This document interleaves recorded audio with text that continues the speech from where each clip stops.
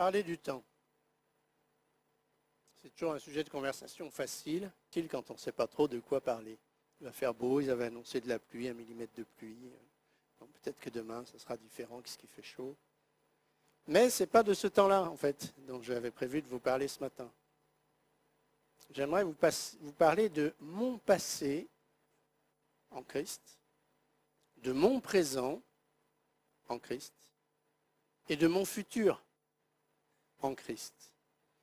Alors mon passé, bien sûr que mon passé sans Christ ne pouvait évidemment ne s'écrire qu'à l'imparfait. C'était tout moi, l'imparfait, sans Christ.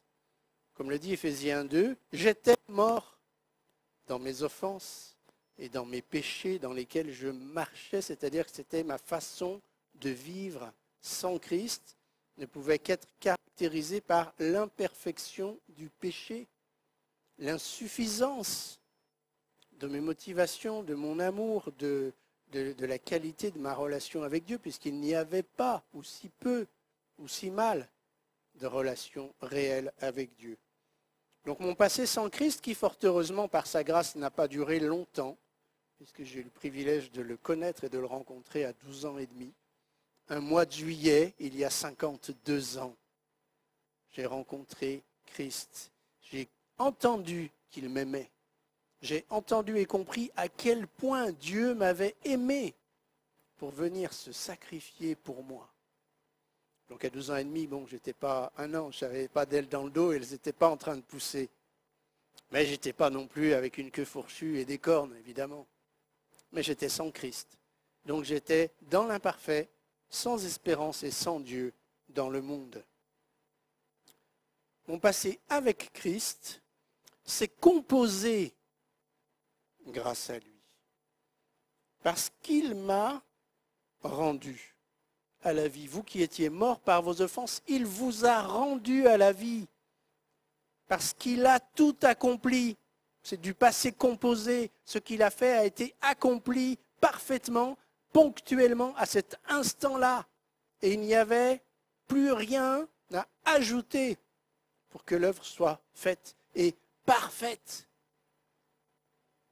Quelle grâce quand Christ est venu composer avec moi mon passé, quand il m'a rejoint et quand j'ai pu découvrir à quel point ce que lui avait fait pour moi était parfait, définitif. Il m'a rendu à la vie parce que le châtiment qui nous donne, qui m'a donné la paix, est tombé sur lui. C'est tout du passé composé, tout ça. Le châtiment qui nous donne la paix est tombé sur lui. Ça s'est passé à un moment précis de l'histoire de l'humanité. Ça s'est passé, ça s'est accompli parfaitement et ça a impacté tout le reste de l'histoire de l'humanité. Et ça a impacté mon histoire à moi parce qu'à un moment donné, j'ai décidé de mettre ma confiance là-dedans, là-dessus. Merveilleuse œuvre de l'expiation. Il a expié mon péché. C'est un terme qu'on emploie peu de nos jours. Expier. Expier une faute. Quelqu'un a expié sa faute quand il a, autre expression synonyme, purgé sa peine. Quelqu'un qui a fait une grosse bêtise, qui a pris pour 10 ans de prison ferme, il fait ses 10 ans de prison ferme et au 365e jour de sa 10e année, il a purgé sa peine. Et il sort libre parce qu'il est quitte vis-à-vis de la justice, parce qu'il a purgé, accompli toute l'ampleur de la peine qui était prévue. Mais le châtiment qui est tombé sur Christ est tombé sur Christ au lieu de tomber sur moi. Il a purgé ma peine. Il a expié ma faute parce qu'il s'est substitué à moi volontairement sur la croix. Waouh! Jean 3, 16. Car Dieu a tant aimé le monde qu'il a donné son Fils unique, afin que quiconque croit en lui ne périsse point, mais qu'il ait la vie éternelle. Et là, on voit à la fois l'amour de Dieu pour l'humanité entière, c'est pour le monde, mais chacun fait l'acte volontaire de choisir ce salut pour lui à titre personnel. Quiconque croit en lui. C'est un salut offert à tous, mais chacun le reçoit à titre personnel, volontairement. Et ce qui est extraordinaire, c'est que rien de tout cela n'a été fortuit. Cet homme, livré selon le dessein, le projet, arrêté, le décret de Dieu, selon sa prescience.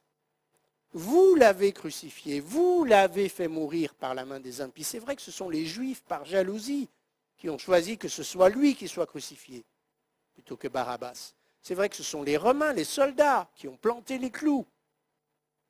Mais c'est vrai que tout cela était prévu de toute éternité par Dieu le Père, Dieu le Fils et Dieu le Saint-Esprit. Et qu'au temps favorable, au moment convenu, propice, lorsque les temps ont été accomplis, nous dit Paul dans le livre des Galates, alors Christ est venu. Et ce plan de salut, projeté depuis l'éternité passée, a pris corps et s'est réalisé. Et ceux qui pensaient simplement accomplir leur désir ne faisaient en réalité que concrétiser un projet qui était de Dieu, un projet qui était divin. Et Pierre nous dit, car ce n'est pas par des choses périssables, par de l'argent ou de l'or, que vous avez été rachetés de la vaine manière de vivre que vous aviez hérité de vos pères, mais par le sang précieux de Christ, comme d'un agneau sans défaut et sans tache. Petite anecdote. Voyez ce bestiau? Ouais, il est plus que beau. Vous savez combien il vaut? Chérie? 400? 300 000 euros. Vous voyez le prix du gigot un peu? Parce qu'il est soi-disant plus que parfait. Il est parfait. Ouais, c'est parfait. Alors le sang de Christ est infiniment plus précieux que le sang de cet agneau, qui pourtant vaut 300 000 euros. Quelque chose de ce genre-là. Ça fait peur, hein? Bon, revenons au Seigneur, ce sera plus facile. Le sang de Christ prédestiné dès avant la fondation du monde. Mais ça pose question. Pourquoi une victime expiatoire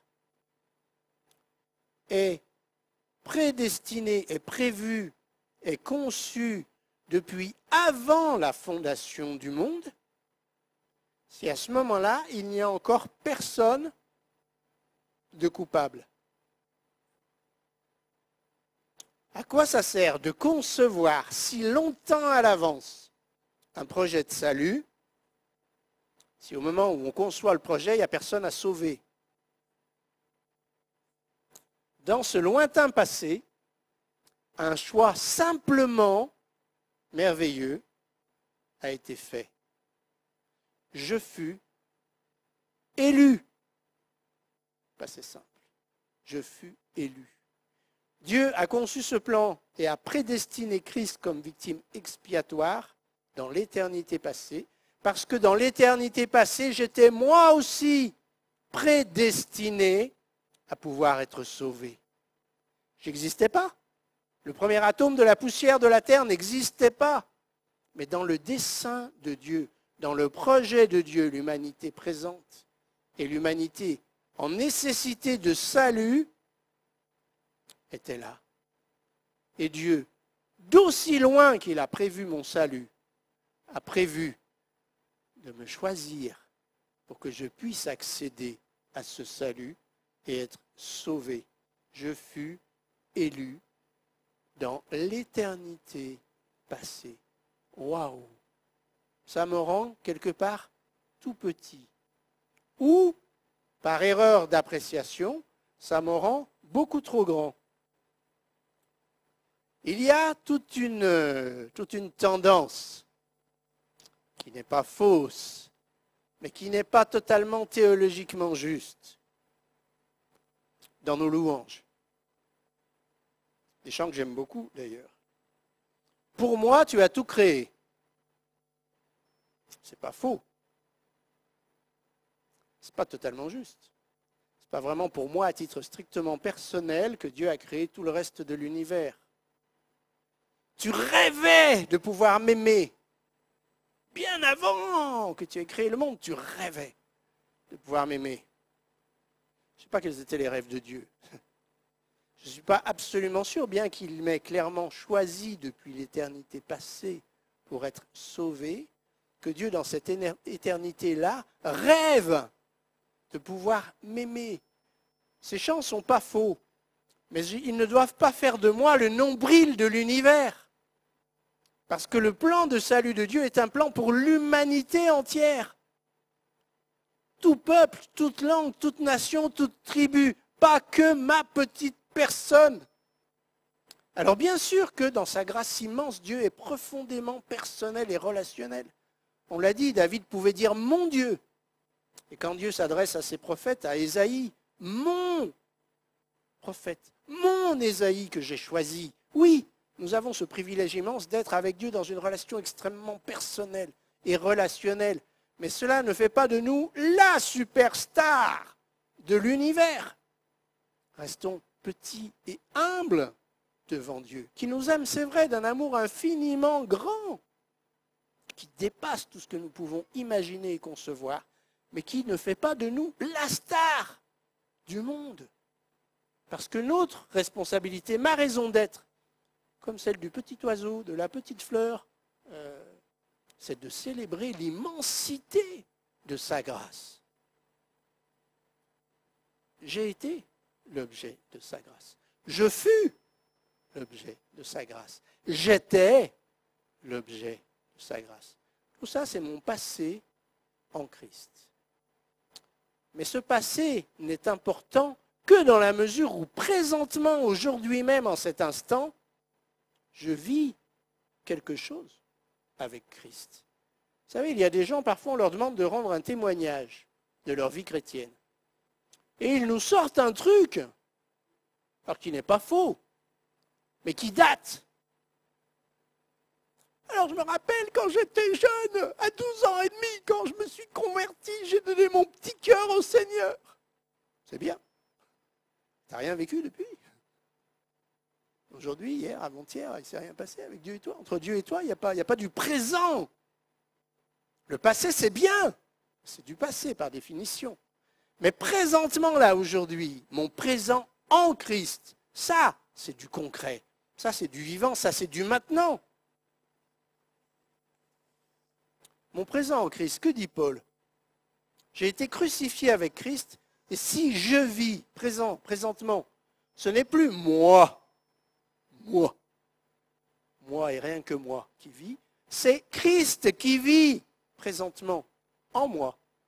Je vis, c'est vrai, maintenant, présentement, dans un corps de chair, oui, mais je vis aussi maintenant dans la foi au Fils de Dieu, qui m'a aimé et qui s'est livré lui-même pour moi. Et ce qu'il a accompli il y a longtemps continue d'impacter présentement, quotidiennement, ma vie. Parce que je vis dans une relation concrète, intime, personnelle avec Christ. Jésus a dit des paroles très fortes qui ont été très mal comprises. Il a incité les gens à le manger. Je suis le vrai pain descendu du ciel. Vous savez que les Israélites, pendant 40 années de périple dans le désert, étaient nourris chaque matin de façon miraculeuse par une espèce de graine de couscous qui tombait comme de la rosée autour du camp. La manne. Ils se nourrissaient de ça, ils en faisaient de la farine, des gâteaux, bref. Et Jésus compare ces deux choses.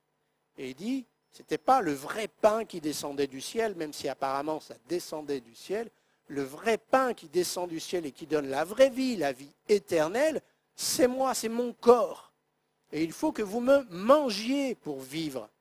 Et les gens pensaient cannibalisme et ils disaient, mais il dit n'importe quoi ce gars. Après il leur a dit, il faut boire mon sang pour avoir la vie. Alors bien sûr que les gens s'imaginaient mal dépecer Christ et puis le manger. Et certains ont dit, mais il dit des bêtises, on arrête de l'écouter. Mais il a dit, ce que je vous ai dit, ce sont des paroles spirituelles. Mes paroles sont esprit et vie. Elles ne sont pas à prendre au sens littéral. Sinon, peut-être que vous auriez à manger maintenant, mais pour les autres, on oublie. Non. Sur un plan spirituel, Jésus est ma nourriture. Je suis appelé à me nourrir de lui. Or, ma nourriture, pour mon corps en tout cas, c'est chaque jour. Je mange chaque jour, je bois chaque jour pour me nourrir physiquement. Mais je suis appelé à me nourrir chaque jour, spirituellement, de Christ, de sa parole, de sa personne, de sa présence.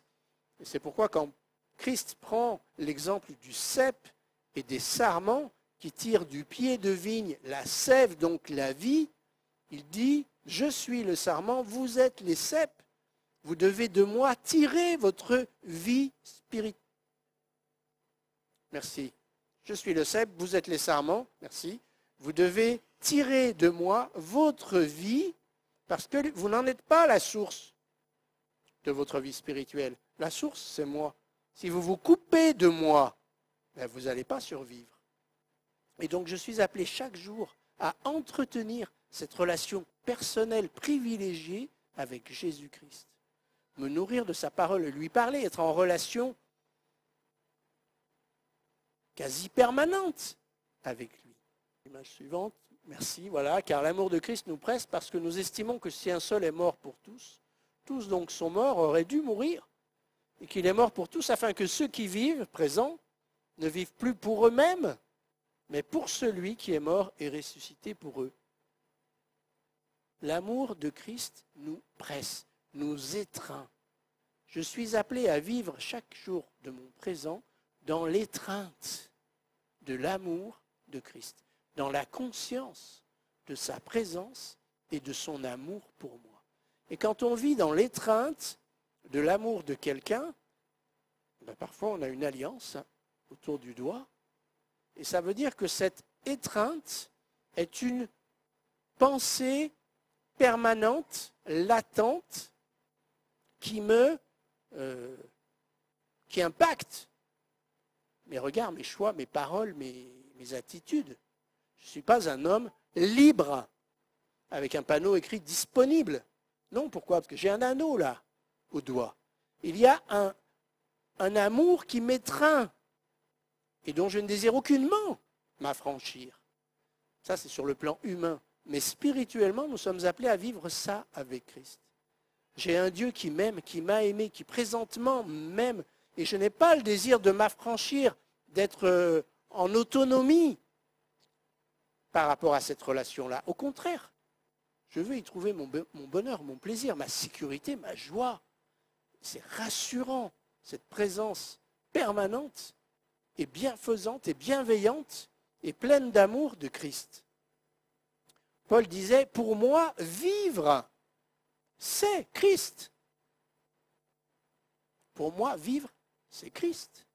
C'était son mode de vie. C'était sa façon de vivre. La présence de Christ. Et alors, on peut se dire, comment était Christ? Quel exemple de vie il nous a donné finalement? Si Paul dit, pour moi, vivre, c'est Christ. Ça veut dire qu'il se base sur l'exemple donné par Christ pour mener sa vie. Et alors, quel genre de vie Christ a-t-il mené? Est-ce que c'était une vie de réclusion?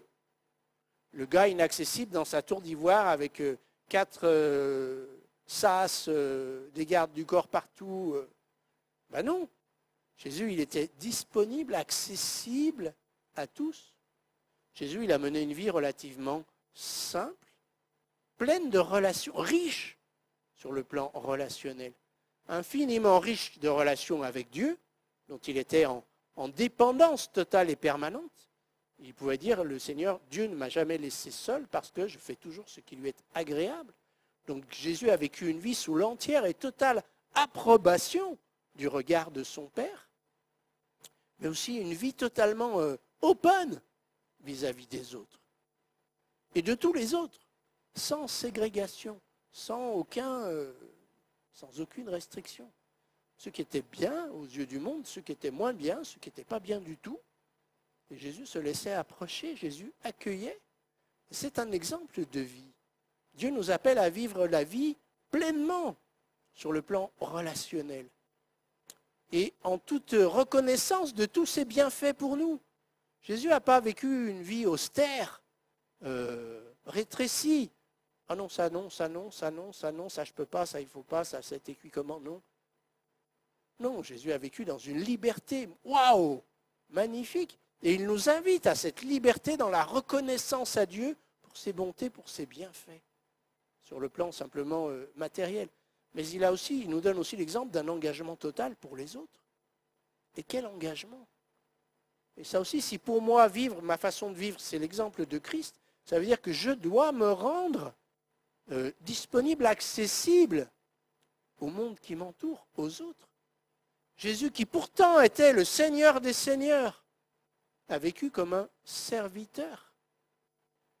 Le Fils de l'homme est venu non pour être servi, pourtant il aurait pu, mais pour servir, jusqu'à donner sa vie en rançon. Et quand dans Jean 13, il dit, je vous ai donné un exemple afin que vous suiviez mes traces, afin que vous fassiez comme je vous ai fait, la voie a été tracée. C'est la voie d'un engagement total pour Dieu, mais d'une disponibilité aux autres complète, avec amour, avec humilité, avec un esprit de service. Waouh! Et alors du coup, si je fais le café pour le boss, c'est pas parce que je me sens contraint, obligé, ou parce que je veux une prime plus grosse à la fin de l'année, c'est parce que ça me fait plaisir de rendre service, de montrer de la bienveillance. Et si je propose le café au secrétaire, ou si oh, tu ne vas pas bien, pourquoi tu ne vas pas bien aujourd'hui, tu es triste, qu'est-ce qui se passe? On va prier. Notre ouverture aux autres a le sceau de l'approbation et de la présence de Dieu avec nous, en nous, pour les autres. Il est dit dans Éphésiens 5, comme des enfants bien-aimés, marchez dans l'amour, marchez, avancez dans l'amour, à l'exemple de Christ qui nous a aimés et qui s'est livré lui-même à Dieu pour nous.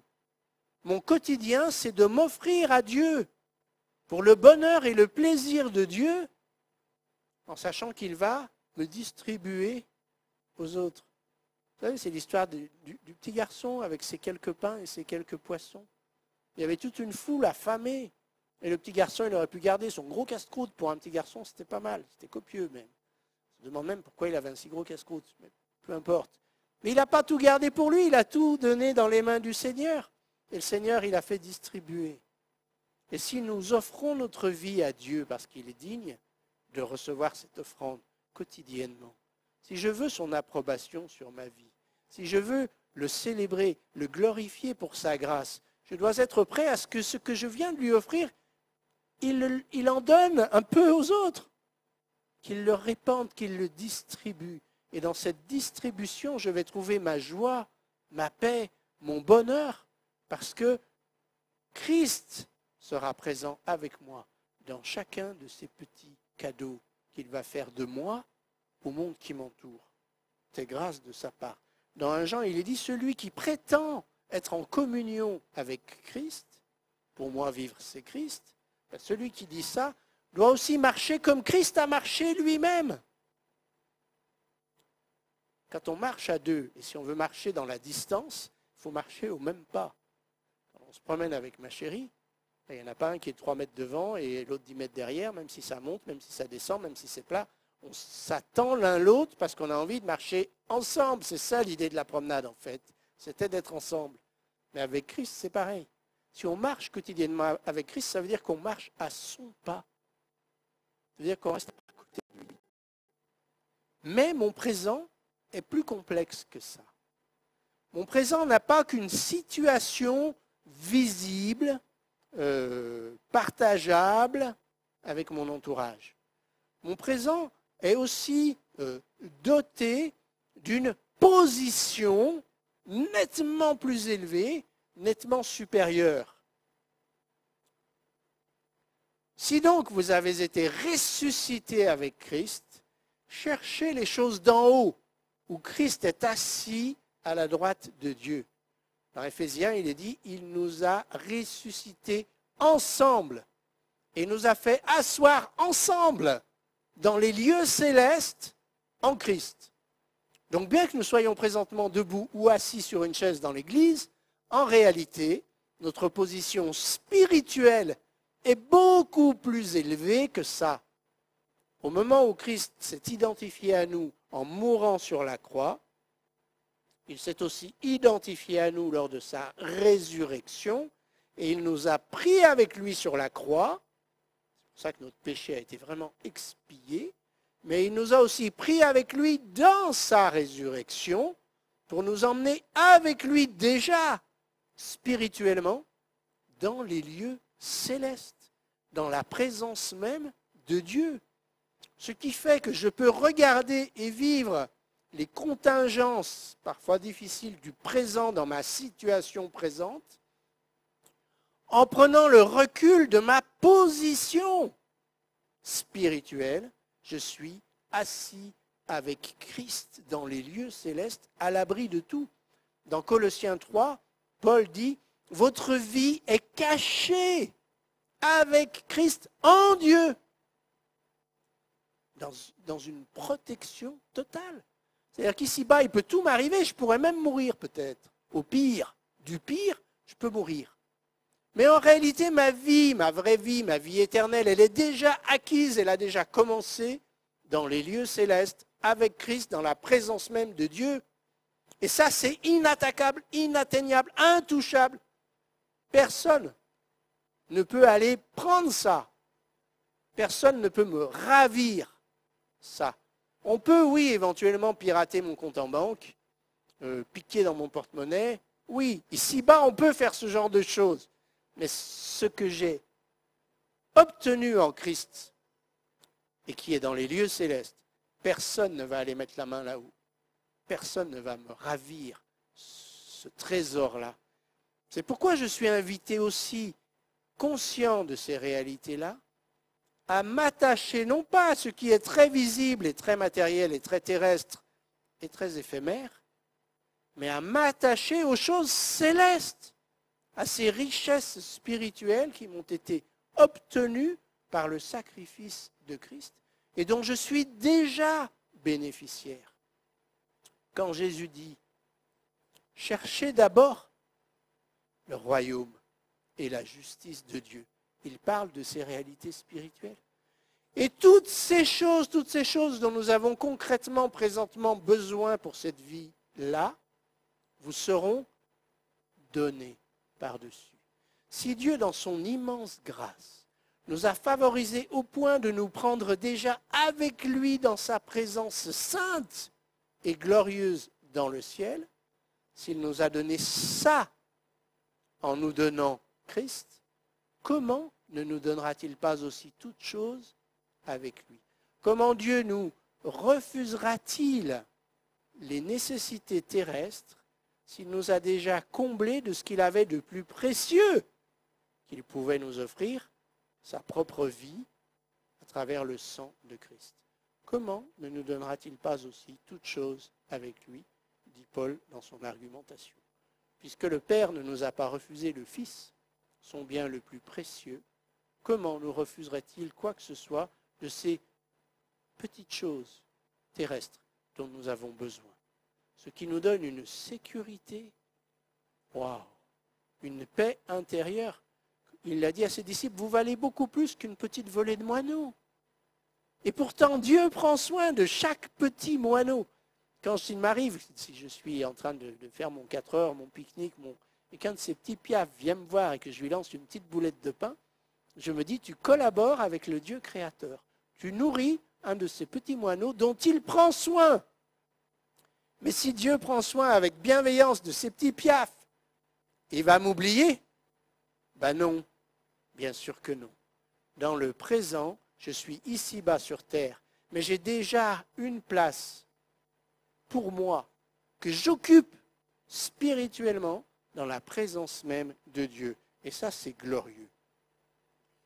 Comme le Père m'a envoyé, je vous envoie, dit Jésus. Et quand on pense au ministère de Jésus, quand on pense à comment le Père l'a envoyé et pourquoi, et quel a été le mode de vie de Jésus, alors on peut voir que derrière cet envoi, il y a tout sauf une vie égoïste. Il y a tout sauf une vie centrée sur mes besoins, mes joies, mes peines, ma carrière, mon ambition, ma retraite. Non, comme Dieu m'a envoyé pour être en bénédiction au monde. Je vous ai aussi envoyé pour être en bénédiction au monde. Ça peut passer par le voisin, on a prié pour le voisin. Il s'est cassé les 2 poignets. Mais Dieu bénit, Dieu exauce. Ah, il a 2 poignets cassés, il est redevenu un petit enfant. Sa petite fille de quelques années prend soin de lui. Sa femme prend soin de lui, mais il a un sourire comme ça depuis qu'il a les 2 poignets cassés. Dieu répond à nos prières, pas toujours comme on le souhaiterait, mais Dieu répond. Et Dieu veut nous rendre en bénédiction. L'autre jour, je croise un autre voisin avec une grosse poupée au doigt. J'ai dit, mais qu'est-ce qui vous arrive? Oh là là, je traîne avec ça depuis. On va prier. Ah bon? Ouais. Allez, prions. Pourquoi pas? Je ne l'ai pas revu. Je ne sais pas s'il a été guéri tout de suite ou si Dieu a attendu un petit peu, s'il avait besoin de sa grosse poupée pendant plusieurs jours. Mais voilà, Dieu veut nous rendre en bénédiction autour de nous. Dans toutes les sphères de notre vie relationnelle, Dieu a sa place. Et Dieu veut être avec nous dans cette mission. Nous faisons les fonctions d'ambassadeurs pour Christ. Tout cela vient de Dieu qui nous a réconciliés avec lui par Christ et qui nous a donné maintenant le ministère de la réconciliation. Car Dieu était en Christ réconciliant le monde avec lui-même, en n'imputant point aux hommes leurs offenses. Il a mis en nous la parole de la réconciliation. Nous faisons donc fonction d'ambassadeurs pour Christ, comme si Dieu exhortait par nous. Nous vous en supplions au nom de Christ, soyez réconciliés avec Dieu, qui est le beau ministère, la réconciliation. Encouragez ceux qui nous entourent à être réconciliés avec Dieu, sachant que Dieu, de son côté, a tout accompli pour que ce soit possible. Je suis présentement dans l'attente de son retour, qui est futur. Je vis mon présent avec une perspective future, et le fait de ce rendez-vous divin qui est déjà annoncé m'encourage, me motive à vivre mon présent avec enthousiasme. Dans Pierre, il est écrit, puisque toutes ces choses doivent se dissoudre, puisque ce monde dans lequel nous sommes va à sa perte, combien votre conduite et votre piété doivent être saintes, attendant et attend le retour du Christ. C'est surprenant parce que Pierre donne l'impression de dire que nous pouvons, nous, faire arriver plus vite le retour de Christ. Ça paraît surprenant parce qu'on se dit, mais Dieu a déjà tout prévu, tout calculé, sa pendule est déjà à l'heure, voilà, c'est taillé, c'est gravé dans le marbre. Mais non, apparemment, ma contribution, aussi minime soit-elle, peut quand même influer sur le retour de Christ. Et quand on voit comment le monde va mal, on a tendance à dire, Seigneur, reviens, pas trop tard. Mais mon témoignage peut faire que ça va arriver plus vite. Parce que plus vite, plus de gens auront entendu l'offre de réconciliation et plus vite Jésus pourra revenir. Or, la plus grosse partie de l'humanité est sur terre maintenant. On n'a jamais été aussi nombreux. Si on fait des comptes depuis Adam et Ève jusqu'à maintenant, c'est maintenant qu'il y a le plus de monde sur terre. Donc c'est maintenant le meilleur moment pour annoncer l'évangile. C'est maintenant qu'il y a le plus d'âmes prêtes à être sauvées. Et si toute l'Église brille de la lumière de Christ et rend témoignage et supplie le monde perdu d'accepter la réconciliation avec Dieu, alors Christ pourra revenir. Alors que ça ne nous mette pas une trop grosse pression sur les épaules. C'est lui qui fait l'œuvre. Mais il veut bénir et encourager notre témoignage. Alors mon futur, je l'espère glorieux. Christ en vous, l'espérance de la gloire, dit Paul aux Colossiens. Une gloire telle que Paul affirme que toute la création soupire, aspire, désire la révélation de la gloire des fils de Dieu. Waouh! Lors de ce rendez-vous divin, Dieu va faire une œuvre tellement parfaite en nous. Cette œuvre va être tellement glorieuse que la création tout entière attend avec impatience de vivre cet événement-là. C'est assez fou quand même, non? Nous savons, dans Philippiens 3, il est dit, nous sommes citoyens des cieux, nous attendons le retour de Jésus qui va nous transformer nos corps et les rendre semblables à son corps de résurrection, glorieux. Mais qu'est-il écrit là? C'est pourquoi aussi nous prions continuellement pour vous, afin que notre Dieu vous juge digne de cette vocation d'ambassadeur qu'il vous a adressée, qu'il accomplisse, c'est du présent, par sa puissance, tous les desseins bienveillants de sa bonté. Et les desseins bienveillants de sa bonté, on les connaît. C'est nous rendre présentement, progressivement, de plus en plus conformes à son image. C'est nous transformer petit à petit, cette œuvre commencée et qu'il va rendre un jour parfaite. Son but, c'est de l'acheminer vers sa perfection. Ça, ce sont ses desseins bienveillants. Et Paul prie pour qu'il puisse les accomplir dans le cœur de ces Thessaloniciens. Mais il parle aussi l'œuvre de votre foi. Et ça, c'est quoi? Ça, c'est ma participation pleine, entière, volontaire à cette œuvre de Dieu dans ma vie. Parce que Dieu ne va pas agir avec rudesse. Parce que Dieu ne va pas agir avec à la hussarde. Parce que Dieu agit avec mon entière volonté, avec mon entière participation à cette œuvre.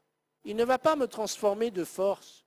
Mais si toute ma foi est prête à accueillir son action dans ma vie par son esprit, par sa parole, alors il va agir puissamment et il va accomplir cette œuvre qui est une expression de sa bonté à mon égard, de ne pas me laisser dans l'état dans lequel il m'a trouvé quand il m'a sauvé, mais de me transformer petit à petit pour que de plus en plus ma vie soit la sienne. Comme le dit Jean-Baptiste, il faut que je diminue et que lui, il grandisse. C'est ça, il faut que moi, je devienne de plus en plus petit, de plus en plus invisible, et que Christ paraisse toujours plus dans sa beauté, dans ma vie, dans mes caractéristiques morales.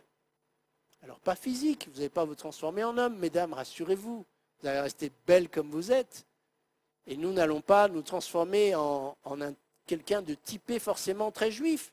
Non, ce n'est pas physique la transformation, c'est intérieur. Mais Christ sera de plus en plus visible en nous. Et ça, c'est tout sa gloire qui fait ça.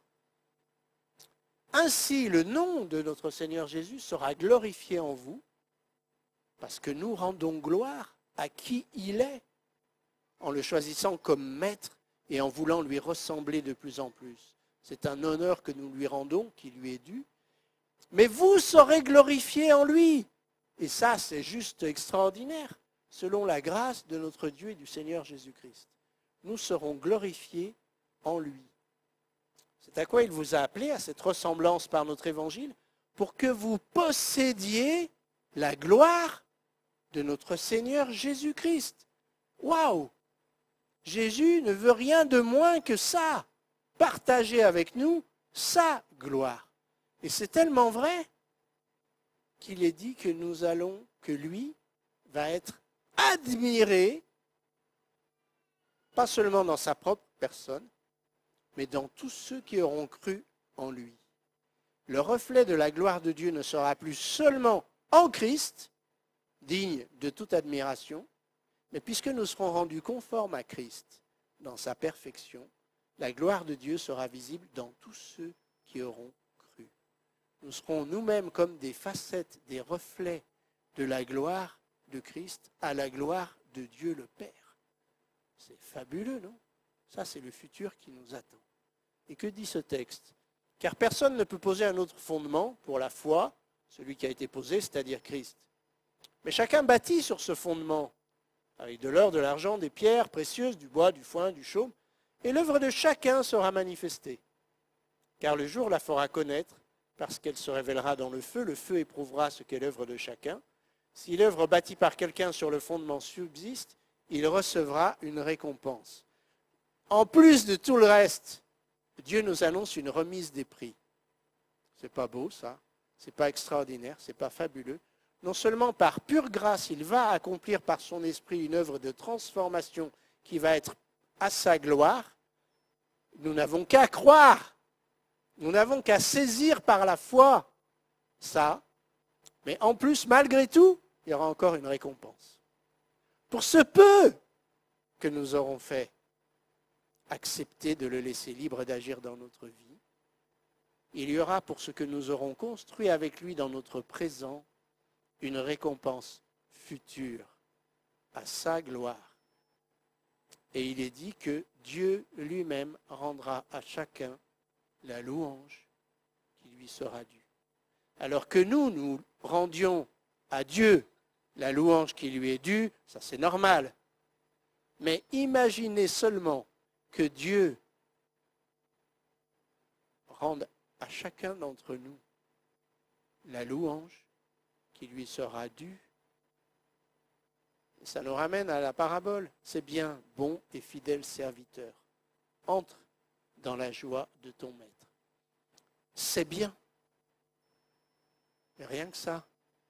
Que lorsque nous allons rencontrer Dieu, il nous dise, c'est bien. Tu as abandonné ton passé au pied de la croix. Tu as vécu ton présent en communion étroite et personnelle avec moi, avec les yeux fixés sur les richesses spirituelles, sur le futur. Tu m'as laissé agir et façonner ta vie, ton cœur. Tu m'as laissé faire de toi un ambassadeur de la réconciliation.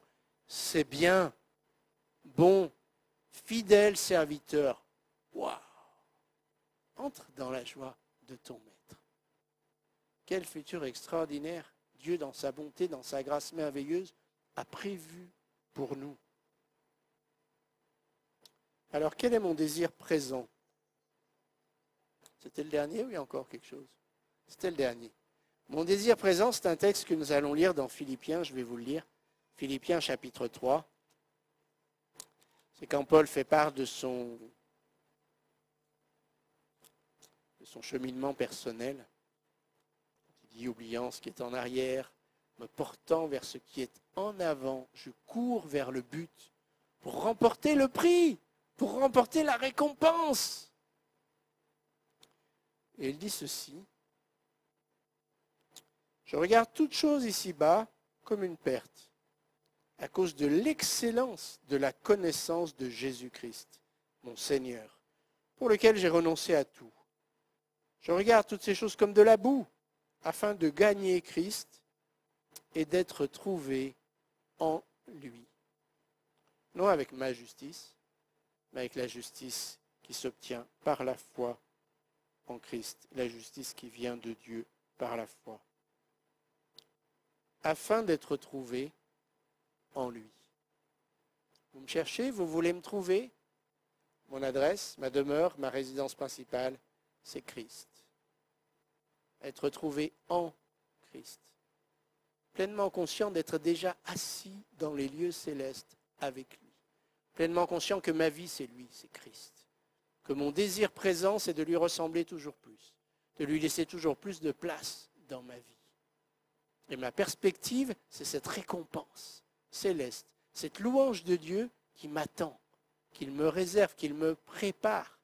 Être trouvé en communion avec Christ, pour qu'on ne puisse pas venir me voir sans le voir, qu'on ne puisse pas m'entendre sans l'entendre, qu'on ne puisse pas me voir réagir sans être en présence de Christ, de sa douceur, de sa grâce, de sa bonté. Il y a du chemin à faire pour moi.